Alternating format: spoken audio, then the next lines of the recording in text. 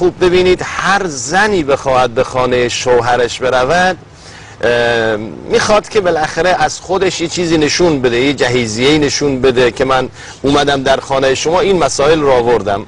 فاطمه زهرا سلام الله علیها خوب جهیزیه اون زمان رو نشون دادن، در حدی نبود که بتونه بیان بکنه.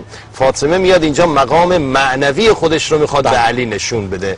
میگن این روسری که بر سر داشت یه مقداری بالا برد، نور پیشانی فاطمه فضای اتاق رو گرفت.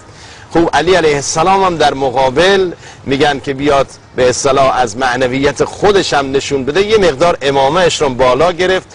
نور پیشانی فاطمه، نور پیشانی علی ابن ابی طالب علیه السلام نور پیشانی فاطمه رو تحت الشعاع قرار داد. بله. چندین بار این مسئله تکرار شد تا فاطمه میگن روسری از سرش برداشت.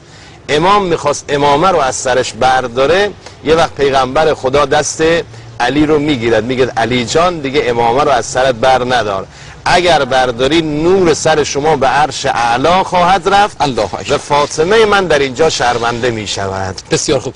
آقا به این خانواده بخشنده و با کرامتی هستند. خانواده‌ای هستند که همه زیبایی ها و همه خوبی ها در این خانواده، در این سلاله خلاصه شده.